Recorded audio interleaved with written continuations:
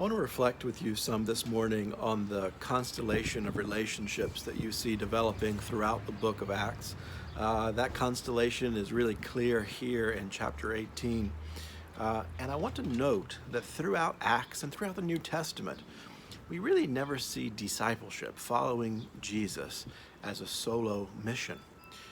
Jesus called people around him, men and women, disciples, followers who would enact the mission with him.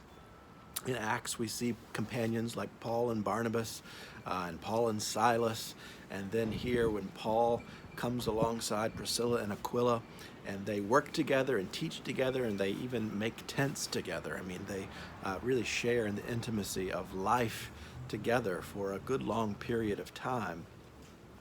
And then we see Priscilla and Aquila, a married couple who are disciples of Jesus. And very important to note here, there is no complementarian relationship between Priscilla and Aquila, as if one of them is the lead disciple and the other is the follower. They are both equal disciples, followers of Jesus, partners with Paul.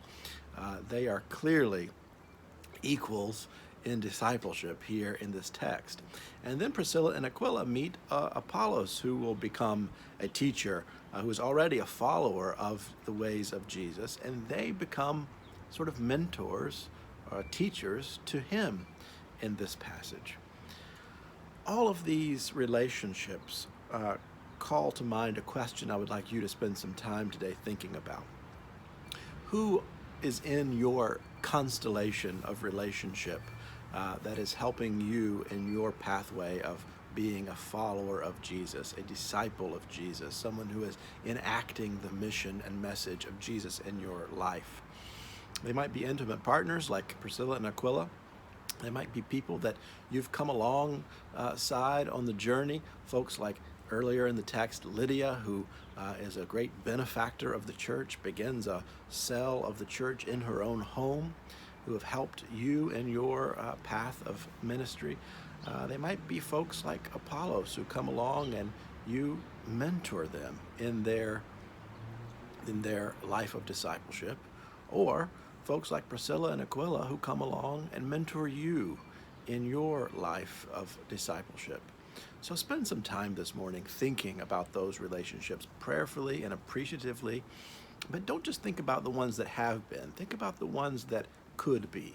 For example, who is in your life right now, in your constellation of relationships, who might need to be drawn in as a closer partner in the ministry that you are engaging in at OCBC or beyond?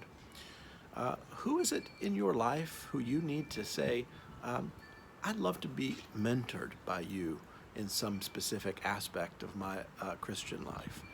And who is in your life who may need a mentor, a teacher, a companion like you, that you could come alongside and bolster in their walk of discipleship? Those are all very important relationships in the movement of discipleship throughout the book of Acts and into our own lives. And I hope that you will spend some time today thinking about who those people are in your life and how you can begin to more intentionally cultivate those partnerships and relationships of discipleship together, because following Jesus is never a solo endeavor.